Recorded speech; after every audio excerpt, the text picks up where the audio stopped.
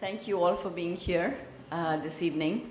The topic, I think, has a little more meaning for us than it would have under normal circumstances. I think just technology this time showed us some horror images, and it's sort of left quite a vivid picture of the tragedy that happened. So for us, it is a great privilege to have Professor Banerjee with us to explain what happened, what's avoidable, what's not. And for us also, it's a great pleasure to partner with the Council on Energy, Environment and Water for the first time. And I'm hoping this is a new partnership. For that we have, and we are hoping to bring you many more programs under this partnership. So thank you, Arnaba, for being here. And thank you, Professor Banerjee. Over to you, Arnaba. For just a few sort of housekeeping rules, if you all can please switch off your phones or at least put them on mute, that would be very helpful because it's really disturbing for the speaker. Thank you so much.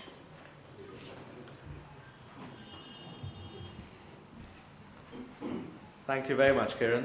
Good evening, everybody. Welcome for this very important session. And as Kiran mentioned, this is the first time the Council on Energy, Environment and Water, which I head in an executive capacity, and the Aspen Institute India are partnering, but we do hope that our common and shared values on promoting both an integrated approach to energy, environment and water at our end, as well as looking at broader strategic issues, not only within India but internationally, would bring both the institutions closer together. So it gives me great pleasure to welcome you to this talk by Professor Sanjoy Banerjee from the City University of New York. I'll start by giving you a brief introduction. I say brief because if I gave you a comprehensive introduction, it would take much longer and it would cut into the time that we would rather spend listening to Professor Banerjee. Professor Banerjee is the Distinguished Professor of Chemical Engineering and Director of the City University of New York's Energy Institute since 2008. Prior to that, he spent 28 years as professor at the University of California, Santa Barbara. He has a degree from the Indian Institute of Technology and a PhD from the University of Waterloo. More importantly, the reason he's here is because he brings to the table the kind of expertise that we are kind of searching for. He is a member of the U.S. Advisory Committee on Reactor Safeguards, and his current work has quite a lot to do with energy storage technology. So that whole spectrum going from nuclear reactor safety, the choice of the energy mix for any large economy, as well as kind of technologies that are on the horizon. Professor Banerjee covers that whole spectrum, and which is why it's a real pleasure to have him here. Professor Banerjee is also deeply engaged with the private sector in the sense that he has helped set up several companies, including those related to artificial intelligence techniques to learn about better simulations, gas reaction technologies, and he's a consultant to several oil companies. So as I mentioned yesterday at another session that Professor Banerjee spoke at, he's a classic sort of multidisciplinary, multi-domain expert, and we are most privileged to have him here. Let me just spend a couple of minutes before handing it over on reflecting on today's topic. Globally, we have about 439 nuclear reactors in operation across about 44 countries. Until December last year, exactly a year ago, there were plans to increase that number by almost the same. So essentially a doubling of the number of reactors in operation in the next 20 years or so. What's happened in the last 12 months is very well known to us. The massive tsunami, the massive earthquake followed by the tsunami, the impact on the Fukushima Daiichi reactor has put a pause in some cases, a stop in some cases, but some countries like China want to continue to play in the nuclear game. The question for India is, should it be play, pause, or stop? And in what sequence, with what kind of safeguards, with what kind of regulatory structures in place. In a sense, as I look forward to this discussion, to me the big questions are essentially, when we evaluate nuclear technology, are we doing a risk-risk comparison? It's very easy to take a single technology and either promote it as a silver bullet or trash it because we find the evidence that does not hold up against that particular technology. But if we have to do a risk-risk comparison, should we compare it with coal? Should we compare it with natural gas? The International Energy Agency has now suggested that we are entering a golden age of gas. Should we compare it with renewables? So we need to keep that perspective in mind, and Professor Banerjee is no better place to speak to that issue, because his own Energy Institute maintains sort of an energy agnosticism about the technology choice that you make. The other second issue that emerges is the difference between responsibility and liability. As you all know, the Indian public debate has been animated for the last year and a half about who takes on liability on nuclear accidents. But we must take a step back first to understand where does the responsibility itself lie, and then see whether the liability itself could be split up across multiple actors. The third big issue is the choice of technology. We are talking about sort of generation 2 reactors, which are primarily in place today, but to what extent are generation 3 reactors kind of viable, effective, how soon will they come on, are the cost overruns that we've been seeing in Finland or France really something to worry about? So that choice of technologies is an important question for India. And number 4, the fourth key issue therefore is, when we think about expanding India's nuclear capacity, we must address the issue of trust, and trust can be addressed through the issue of transparency.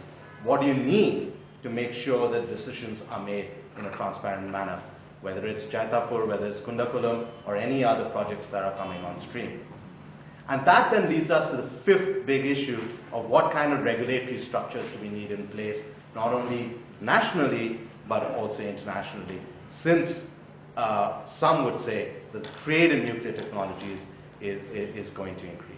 So I will leave you with those kind of 5 thoughts about the risk-risk comparison, the responsibility and liability, the choice of technologies, the issue of trust and transparency, and finally the institutional requirements for regulation. I've spoken enough. Over to Professor Banerjee. Thank you.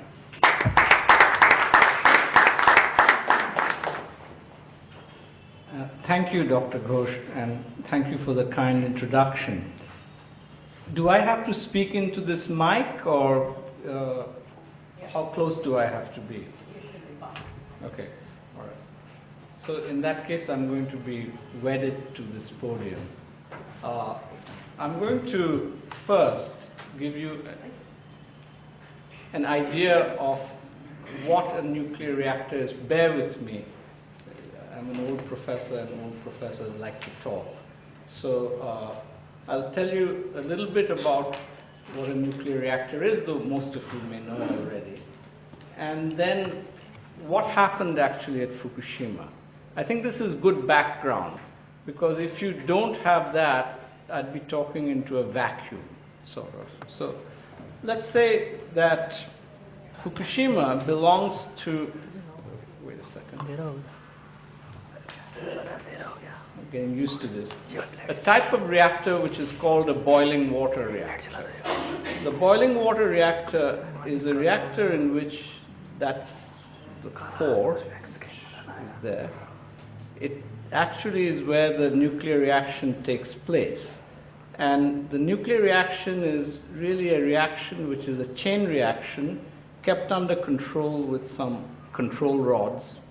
And these control rods, without being too technical, are driven from the bottom in this reactor.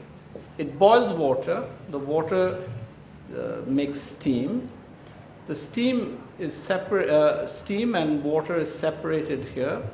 The steam goes to drive a turbine, and the water runs back and recirculates. And the turbine then, drives a generator there. The water is condensed and brought back. And in order to condense it, you need a heat sink, In this case, in Fukushima, that heat sink was the seawater. Okay? And you have pumps and so forth to circulate the water. So that's the boiling water reactor. There are other types of reactors, and in India particularly, there is thought being given to a pressurized water reactor where the steam doesn't go directly but goes into the hot water from the reactor goes into a system of steam generators, which then generates steam, drives the turbine. But there is one more, if you like, line of defense between the external world and the turbine. In this case, the tubes of the steam generators, which boil water outside the tubes. Okay? There's a third type of reactor which India has been developing. This is the so-called Candu Reactor, which is somewhat different. And this reactor has actually a multiple set of tubes in a container, which has around it heavy water. And this heavy water then goes into a steam generator, boils water, drives a turbine, the same idea, but a very much more dispersed core than the other reactors. And this is the so-called Candu, because it was started in Canada. In any case, these are the three main types of reactor. This is the reactor that has been most developed in India, and consideration is really being given to building, let's say, more of these types of reactors in India. So a little bit different from Fukushima, but nonetheless reactors. Okay. Fukushima itself was an early version of what's called a boiling water reactor. And in this reactor, let me see if I can show a picture. No, sorry, I'll come back to that, what it looks like in a moment. It's a little bit different, but let me go on to what the accident was.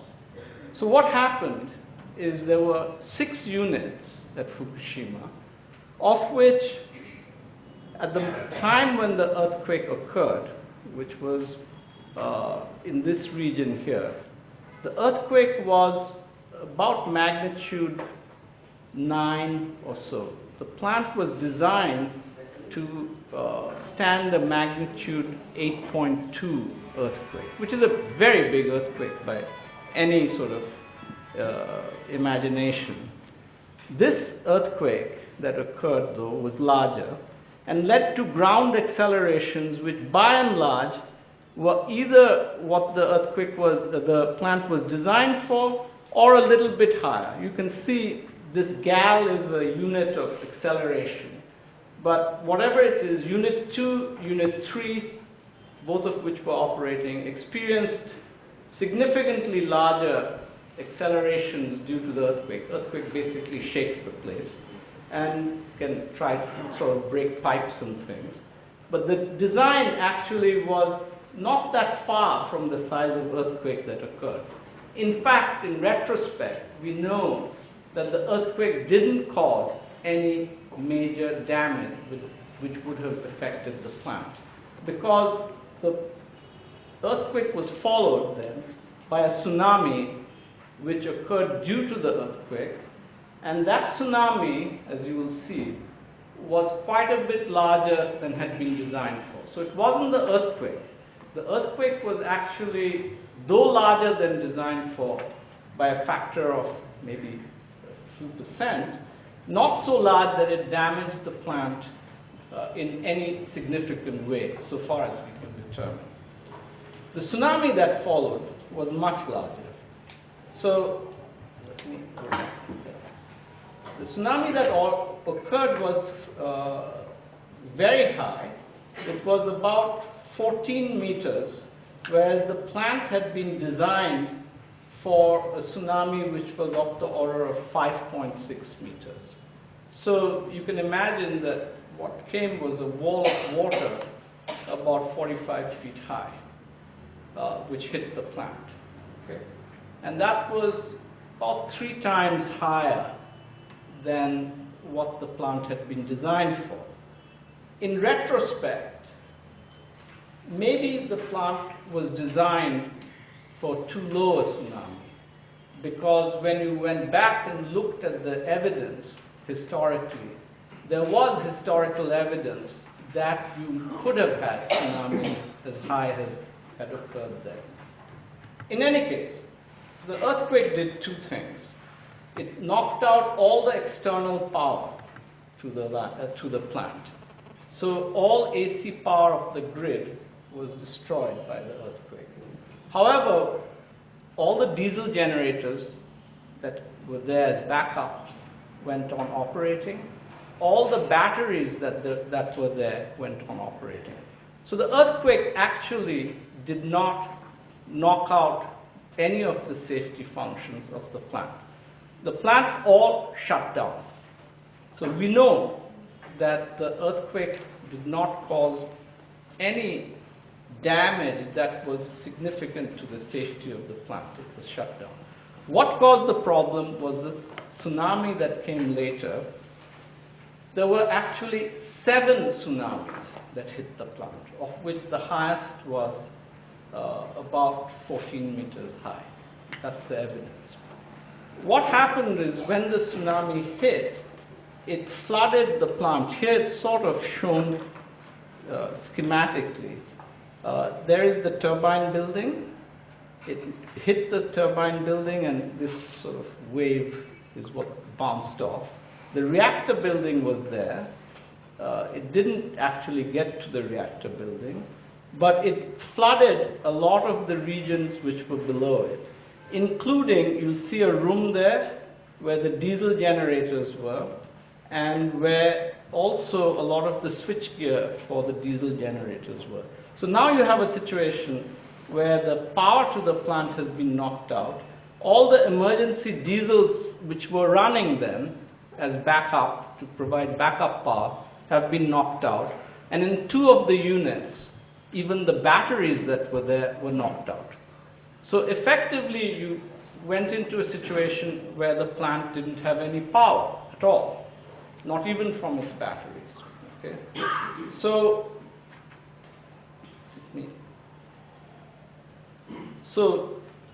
even if the diesels were out, the batteries were there in some of the plants, which could run all the safety injection pumps.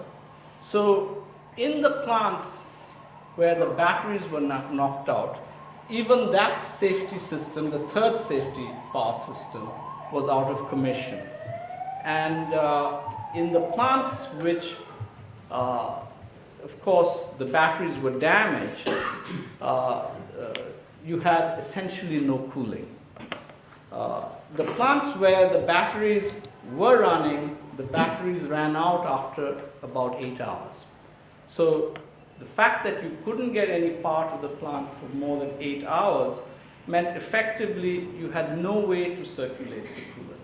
So that's really what happened at Fukushima.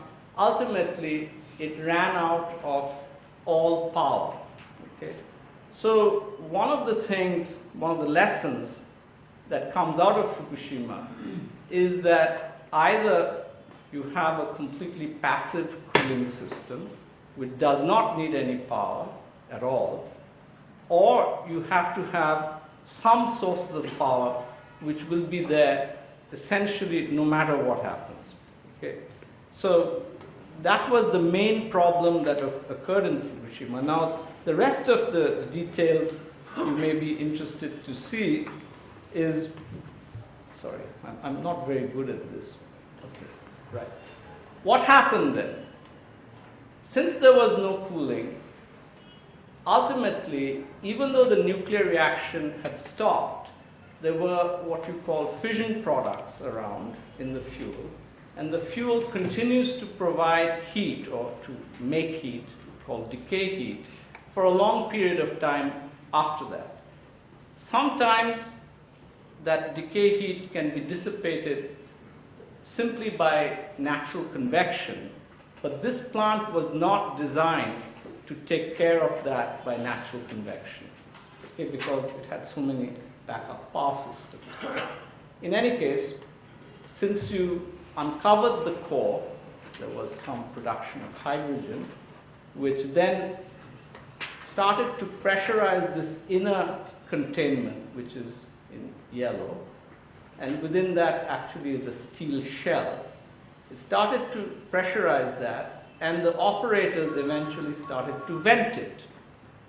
When that pressurization was vented, it vented into a second containment building where, because there was hydrogen in there, in some way it caught fire, there was an explosion, and this building itself outside broke down. So now there was a path for release, ultimately, of some of the radioactivity that was released from the core. Okay, so where we go. Here's a sort of one of the hydrogen explosions. Okay, there were eventually hydrogen explosions in 4 units of the 6. Even though the 4th unit was shut down, it's thought that some of the hydrogen leaked from unit 3 into unit 4, and there was this explosion. So the net outcome of this was that, well, I don't think I'll go through the events in detail, was that there was radiation release, and this is sort of gives you an idea of the dimensions, 30 or 40 miles, in a plume which was significantly above the levels that you can see would be sort of more in the background region. So this is about 2,000 milliramps per year, okay, which is well above what you would expect to be the natural radiation. And the plume is sort of the wind direction that was there.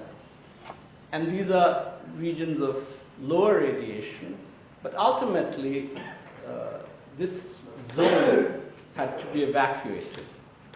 As far as we know, the evacuation was done in time, so even though a lot of the land was contaminated, there was maybe some significant exposures to radiation, but not all that much because of the evacuation.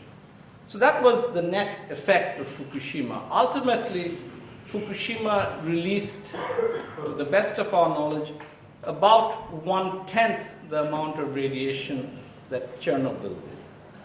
All the 4 units. That's the best estimate. This is an estimate which is actually the estimated full first-year dose that you got out of it. Okay, so that's the net effect of Fukushima.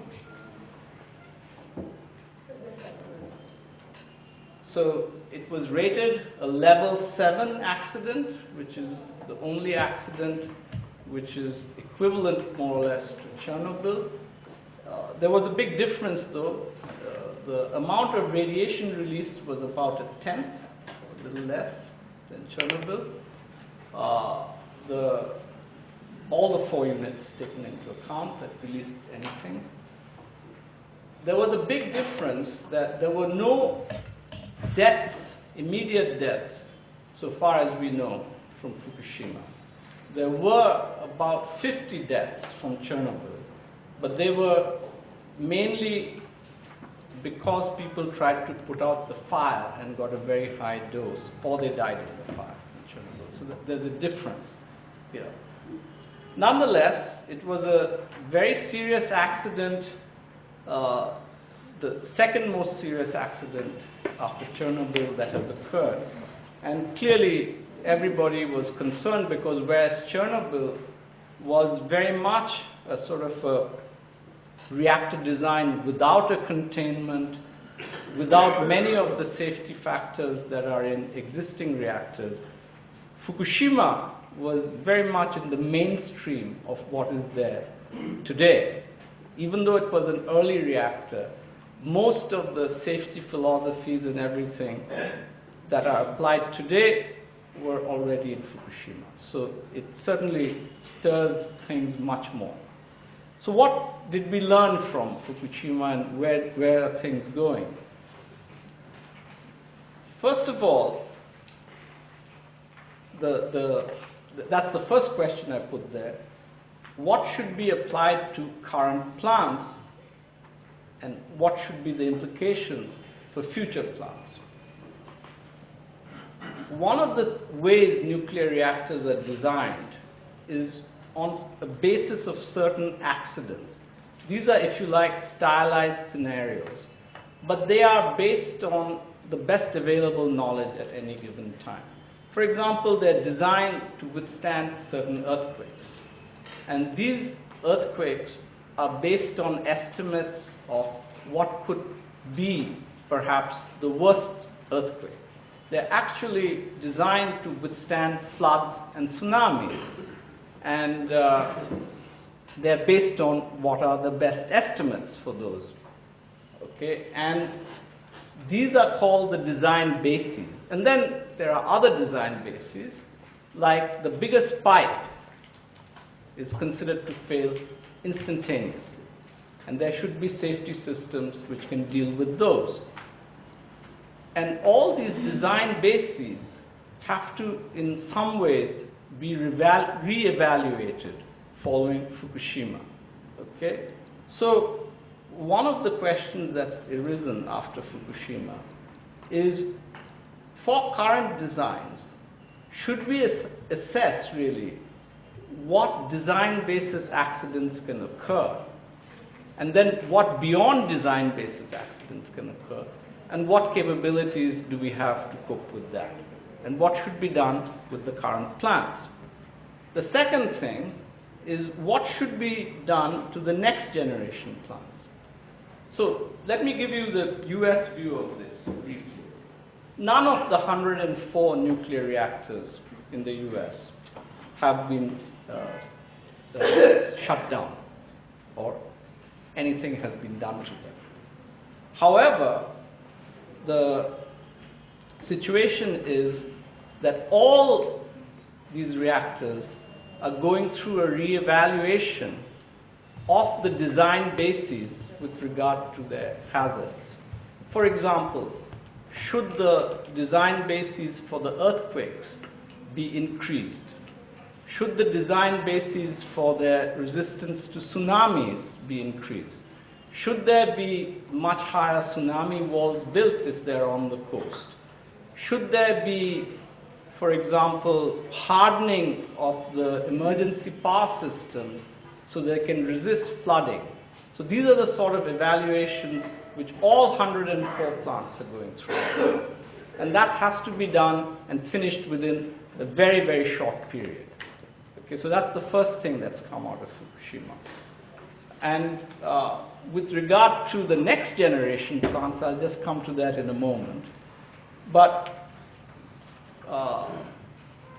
one of the things that the next generation plants will have to deal with is this whole business of being able to cope with loss of all electrical power, loss of everything which is sort of man-made. It will have to depend on purely passive systems to provide long-term cooling. Okay, so that's the wisdom that's sort of coming out of Fukushima, that expect everything that you don't expect to happen will happen. And then what do you do about it? Okay. So I'm going to not go into too many details, but let me show you one of the impacts which it has on the next generation plants. This plant is the one which, if you like, is now being built in the US. By the way, I should say, whatever the situation is in other countries, the US plants, the new plants are being built. There has been no interruption.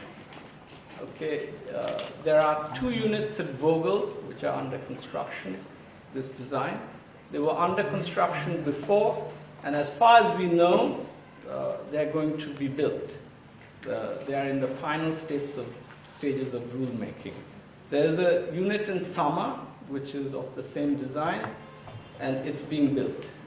So, while there might be reconsideration post-Fukushima, it has not materially affected as far as we know, the construction plans at the moment. They're into rulemaking, which is the licensing, is a matter of law, becoming law. There are 2 units at Lodi which are going forward with licensing. So as far as we know, the plans for of the order of 9 new plants, of which 3 are very advanced in construction, are going forward. And they're most all of them of this design. So this is a purely passively cooled plant. You can see that there's a big tank of water out there. Okay? And what happens in the event of an accident is that water gets dumped by gravity on this steel shell outside. It runs down the steel shell, and then air comes in, and it convects upwards and evaporates. And this is a purely passively cooled system which has been demonstrated on very large scale. We know it works. Now, we know that this thing has to be designed, of course, to withstand very severe earthquakes. But even if the plant has no electrical power, it should be able to be cooled. And the effect that Fukushima has had on China, by the way, is not to stop construction of their plants, but to reorient the future construction towards these passively cooled plants. So if you look at the Chinese plans, there are currently, 20 plants under construction in China, roughly, of which 4 of them are this passively cooled concept. But the future plans in China have moved from designs, as far as we know, which are actively cooled to these passively cooled designs. Okay, so I think what I'll do is I'll open this up to discussion because I've spoken enough, and we can take it from there. Okay? Thank you.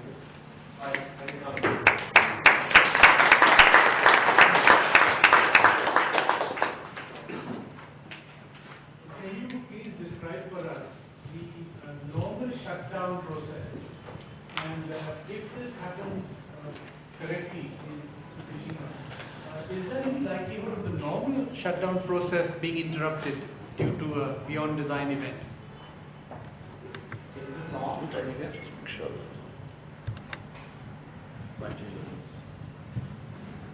Okay.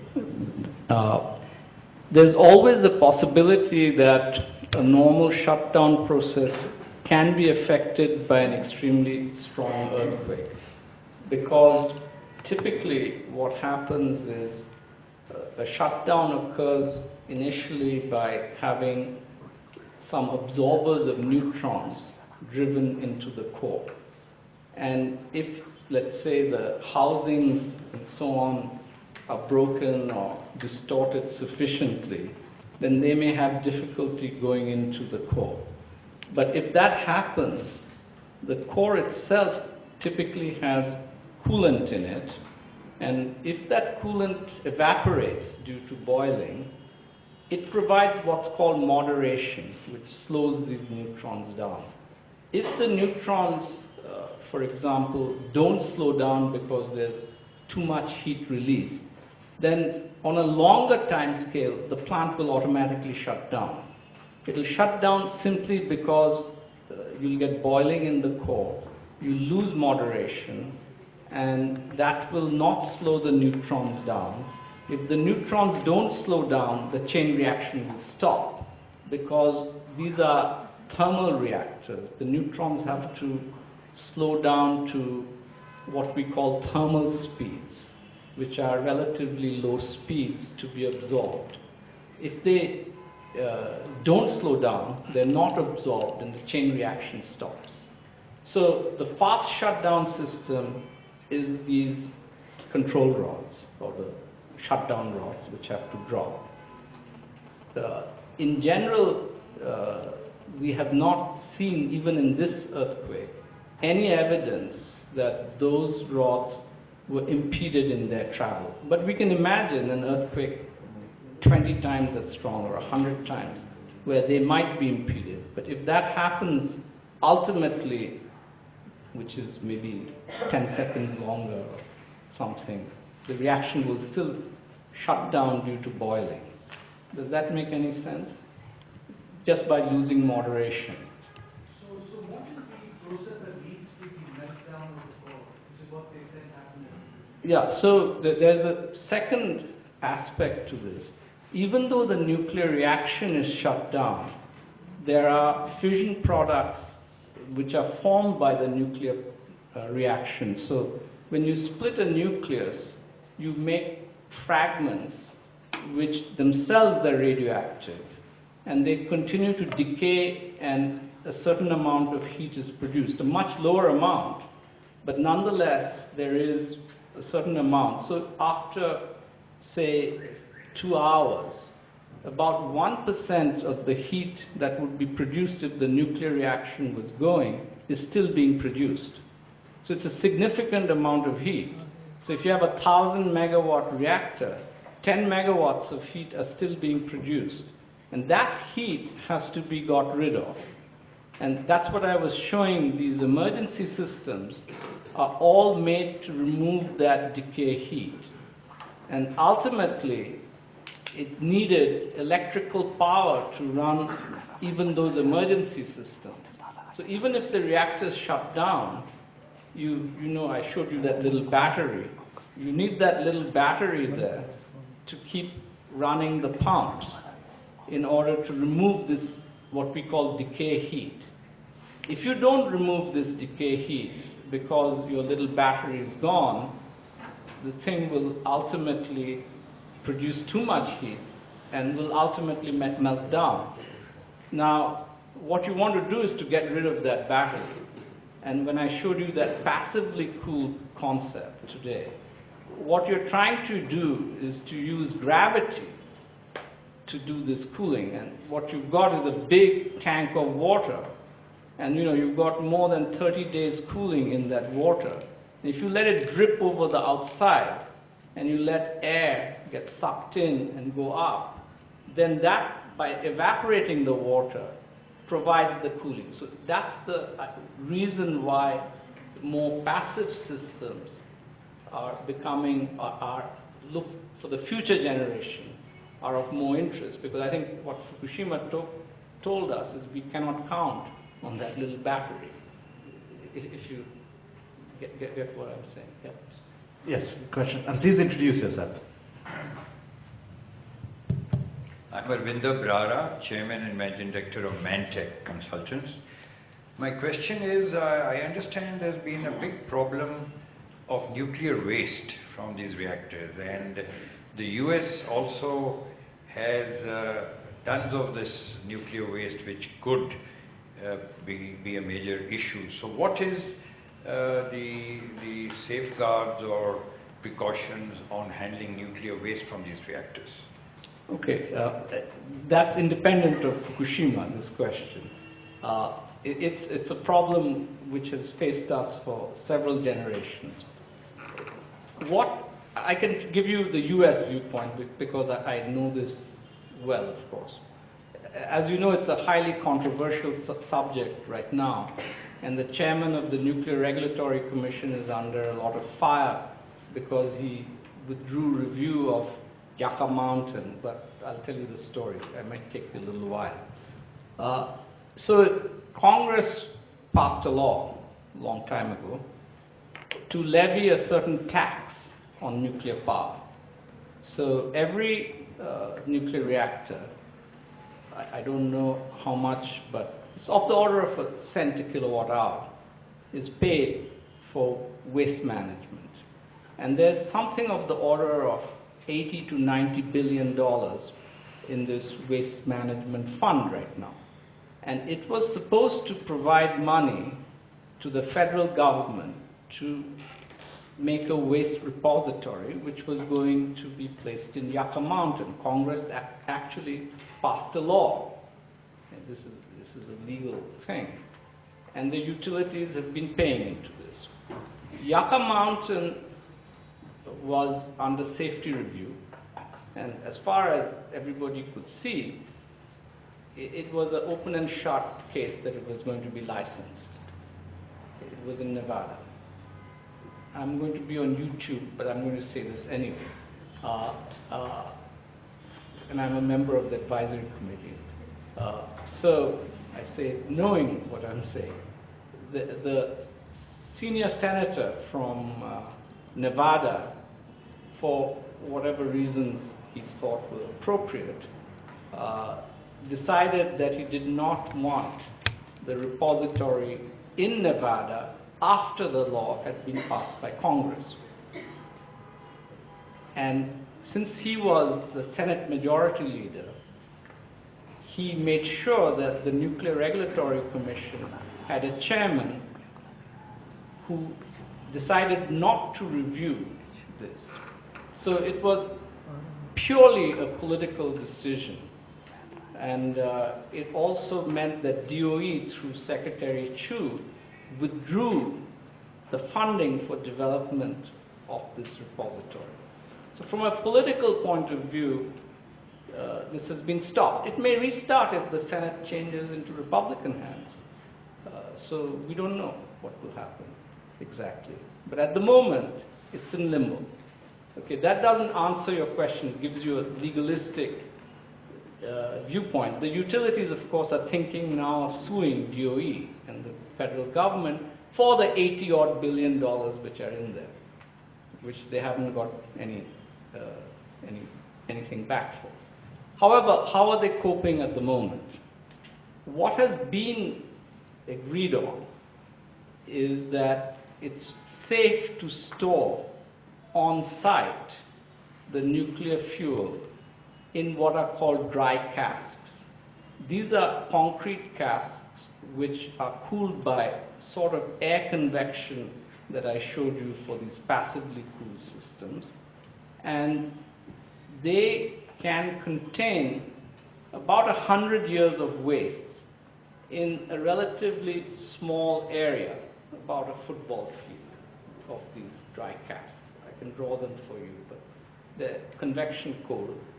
And they are considered to be very stable. They've been shown to be stable under even missile attack.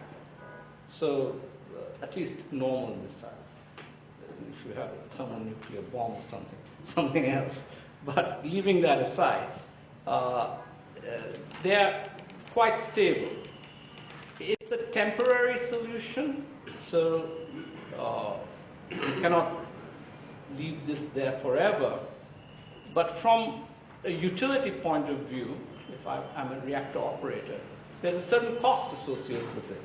And I'm still being taxed at whatever 1 cent a kilowatt hour for this ultimate waste repository. So I think that's a fairly substantial cost compared to the cost of nuclear power. You know, because right now nuclear power is coming in, because all the plants have been written off, at 2 or 3 cents a kilowatt hour or less. You see, so it's an amazingly low cost for what's happening. So perhaps that answers your question. So one question that emerges, I'll take the chair's prerogative and come back to the audience. On this issue of waste, it goes back to the point I made in my introductory remarks about the risk-risk comparison. To give you an example, to run a 1 gigawatt coal-based thermal power plant, you need about 80 rail cars, each weighing 100 tons of coal that goes into this power plant on a daily basis, which would then generate about 19,000 tons of carbon dioxide and send it into the air. Right? For a similar size nuclear power plant, it would put out about 20 tons of very dense nuclear waste that could go into dry cask storage. The Scientific American magazine suggests that for the same amount of generating electricity, a thermal power plant would generate and emits from fly ash about 100 times as much radiation as a nuclear power plant. So the question is, when policymakers are deciding, not in terms of just within nuclear what's the decision matrix looking like, but when they have an array of energy choices to make, coal, oil, gas, nuclear, renewables, How does this risk-risk comparison pan out in terms of how waste is stored, in terms of the radiation effects, and so forth? I think you're right when you say it's roughly 100 times in terms of actual emissions. However, it's not right when you say 100 times in terms of latent potential. So if you look at these dry casts, and if somehow I could go in, break the concrete, take the fuel out, put it in a pile, blow it up, I could get a lot more radiation than a coal. So I think the difference with what you're saying is correct. It's 100 times in terms of radioactive emissions in operating systems where it's stored, but not in the potential. And I think the concern is always with the potential danger. And I think what Fukushima shows us is that no matter how many layers of safety you put, there can be things that happen which, are beyond what we have thought of, which is really what I call the beyond design basis. And it's the unknown unknowns. To deal with that, what you do is you put multiple layers. So even if I haven't really thought about everything, I still have sort of layers of safety there which appear redundant to try to take care of it. Philosophically, typically a nuclear plant has 3 to 4 layers of safety where 1 or 2 might be able to cope, because we haven't thought of anything. Yet Fukushima was able to penetrate even those, which is sort of interesting. Yes, I'll take a question at the back and come back to you. Why don't we collect in the interest of time? Let's keep the questions short and let's collect, in groups of 3. Please introduce yourself. Yeah, my name is Dr. Vidul Sehgal. I'm a macroeconomic consultant. This is directed to both of you, this question. In a clinical sense, if there was an emergency fallout in a nuclear reactor or in a nuclear power station, and there was an emergency situation in a hydroelectric dam, which would be worse? Let's take one more question. I'm Dr. Dubey. I'm from Studies Graduate. After listening to your nice presentation on this Fukushima, I'll ask 2-3 questions. I hope will you answer that. First is post-Fukushima has raised lots of doubt in our minds regarding the safety and viability of this technology, especially in this country. One. Second thing is in America, most of the reactors are all, those operating there are not government owned, they are in the power, that's a private sector. Whereas in our case, if I'm correct, most of them are in that's a government owned. And third thing is that is the safety aspects. Now, you are talking about the passive cooling and all. Now, this new technology, I don't know how much it is still being used or is being think of about by the scientists. But let me please tell us exactly, because lots of issues related to the Indo-US nuclear commerce also. The issue which was taken up, and ultimately government even see Dr. Manmohan Singh's government, and now even it has raised certain questions. So I feel that if you put some comments on this aspect, especially the viability of this nuclear commerce also, because of more than $100 billion at stake, safety considerations, our own backyard, lots of UN cry about the Kudankulam issue and all. This is Russian one. So how we can go ahead with this kind of, because Fukushima raises, and I've come all the way from Ghaziabad to listen to your presentation, so that was the key issue. Please tell us something about it. Thank you for coming over. Let's take one more question. Dr. Banerjee, this is Shailesh. I'm a consultant with ORCAT Services. So during your presentation, you had mentioned that countries like US and China, despite the Fukushima reaction, they are still optimistic about their plans for the nuclear reactor. But we have been reading that countries like Germany, they actually have plans to phase out their nuclear power by 2021, if I'm not wrong. So why is there a divide in between the countries of the world? That is first question. Second is, the plans for the upcoming reactors must have been rolled out for quite some time now. So one can understand that they would want to go ahead and implement and see the commissioning of these plants. But what is the view of US, China, and the rest of the world for further investments into the power plants? So these are two questions. So you have. Sure. Let's get a quick one. Yeah. Thank you. My name is Hemant Singh. I'm former ambassador of India to Japan. There's one question in my mind which I hope that Dr. Banerjee will be able to answer. We were in a meeting with one of the very senior leaders in Japan, and he said that this was a 60s design reactor. And if the same reactor's current design had been actually used, this wouldn't have happened despite the tsunami and the earthquake. If you could explain how that squares up. Because he said that this same design of the kind of reactor has been improved over time, and if today's design reactor was there, this would not have happened. I think a lot of these questions are coming up in terms of the choice of reactor technology. Right? You've all heard of Fukushima Daiichi. Many of you might not have heard of Fukushima Daini, which was the power plant next door to Fukushima. Daini was commissioned in 82, Daiichi was commissioned in 71. Nothing happened to Daini. We know what happened to Daiichi. So,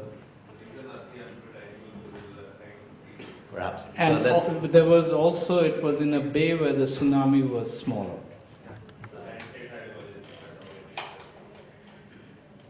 So do you want me to quickly try to answer each question?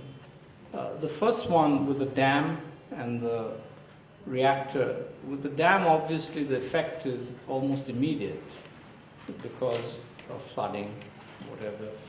With reactor, it's more the concern is the long-term latent deaths due to cancer, iodine dose, and so on. In some ways, you have more time with the reactor to react, so you can have emergency preparedness, evacuations. You can give people iodine tablets because the main risk is iodine 131. So that you can react a little. You have a little more time compared to the dam figure. So perhaps that gives you some idea of my thinking on it. Of course, you may have a fairly large emergency preparedness zone needed for the reactor because ultimately the plume can reach 20 miles or 30 miles. You'd have to have proper siting for that. So there are all sorts of issues related to siting which I don't want to go right now with regard to your question, can you just repeat the main? Yeah, it was the one Mr. Thomas with respect to low UA. Oh, okay. Safety of the reactors again. Of the? Safety of the reactors. Like Yes. our own reactors. Yeah. So we have So- any tsunami or any kind of this. Yeah. But government has originally taken this review also. But how you foresee? Well, as a scientist, let me differentiate between the light water reactors and the heavy water reactors. The heavy water reactors have in the core a large heat sink, which is this moderator. So if you start to get into a situation where you lose, let's say, even all your power or something, it's a relatively slow moving accident at that point because you've got a large heat sink which you have to boil off. It buys you more time, ultimately. It may not go to a different end result, but you've got a longer time with these pressure tube heavy water reactors than with a light water reactor in terms of when your core might actually melt through anything. So that's one answer. With regard to light water reactors, if you do get into the light water reactor designs today, you'd probably be buying into the new generation of light water reactors, which partly will answer the ambassador's question, that these new generation reactors, of course, are much more passively safe than the previous generation. So, 30 years ago or 40 years ago, the designs that were being put forward were less passively safe. So they are more resistant and more fault tolerant. And if that answers your question to some extent. With regard to your question, why are countries choosing different? Well, I think it's a lot to do with the political scene. Politics is everywhere. So part of it, I think, is you're quite right. In the U.S., these commitments had been made to start construction well before Fukushima. The question then arose, was there some aspect of Fukushima which should halt the construction? And as they were designs which seemed to be resistant to the sort of problem that occurred at Fukushima, which was loss of all power and all sorts of other things like that, there was no reason that was politically feasible. Remember that nuclear power in the US, or any power in the US, is a state responsibility. The federal government is responsible for regulation, okay? Whereas the decision to build or not is a state responsibility. And the financing depends very much on what the regulatory structure in the state is. So these plants are being built in parts of the US, but there is no opposition to nuclear power. And there's not likely to be, give or take Fukushima. Whereas in Germany, the opposition to nuclear power is huge. Even if you could build a perfectly safe plant, they would not allow it to be built. So I think it's a very different political climate, frankly. And the divide, I think, is more of a political divide than a scientific divide.